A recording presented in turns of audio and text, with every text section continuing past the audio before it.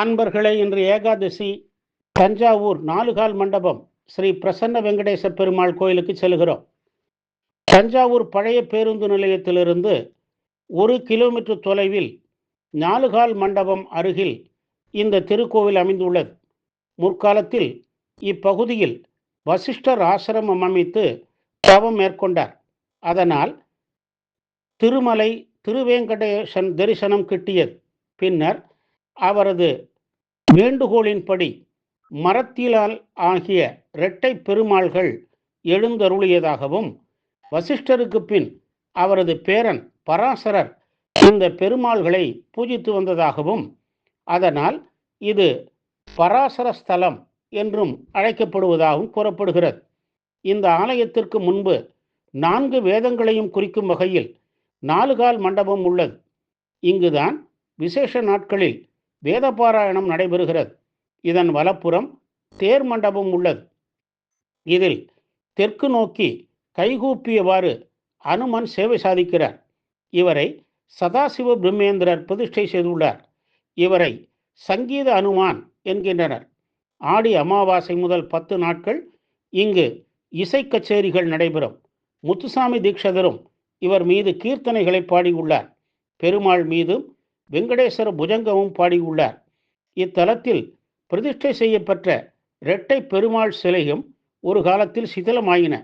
மராட்டிய மன்னர் பிரதாபசிம்மன் கனவில் தோன்றிய பெருமாள் இந்த கோவிலுக்கு மேற்கு புறம் மேல ராஜவீதியில் உள்ள ஐயன் குளத்தில் தாம் தேவியரோடு உள்ளதாகவும், தம்மை எடுத்து பிரதிஷ்டை செய்து வழிபடுமாறும் கூறி மறைந்தார். அதன்படி குளத்தில் கிடைத்த பெருமாளை பிரதிஷ்டை செய்து ஆலயத்தை புனரமைப்பு செய்தார்.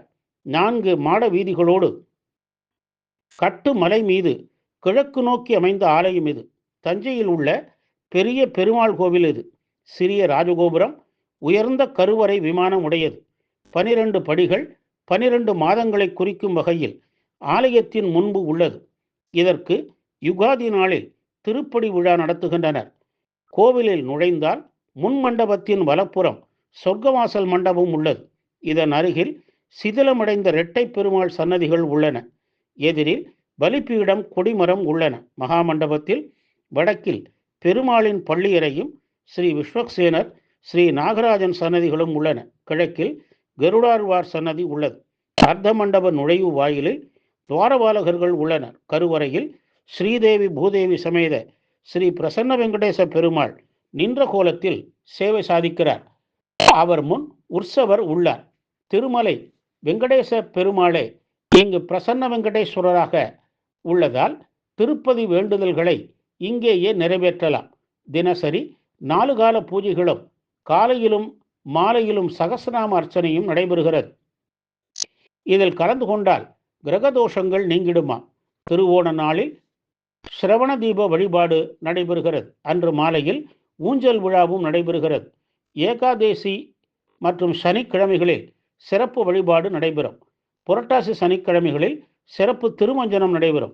சனிக்கிழமைகளில் 108 அகல் தீபமேற்றி 18 முறை வலம் வந்து வழிபட்டால் அனைத்து தோஷங்களும் விலகி திருமணப்பேறு, மகப்பேறு, வேலைவாய்ப்புகளும் கிட்டிடும்.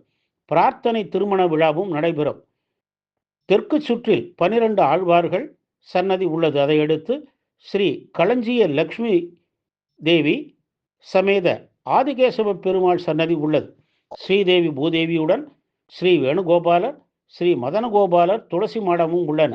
சித்திரை புரட்டாசி மாதங்களில் பெருந்திருவிழாவும், வைகாசி கருட சேவை, ஆடி அமாவாசை, ஐப்பசியில் பவித்ரோத்சவம், கார்த்திகை தீப பெருவிழா, மார்கழி வைகுண்ட ஏகாதசி, அனுமத் ஜெயந்தி, தமிழ் ஆங்கில வருடப்பிறப்பு, திருவோண நாட்கள், ஏகாதசி நாட்கள் முதலியவை இங்கு விழா நாட்களாகும்.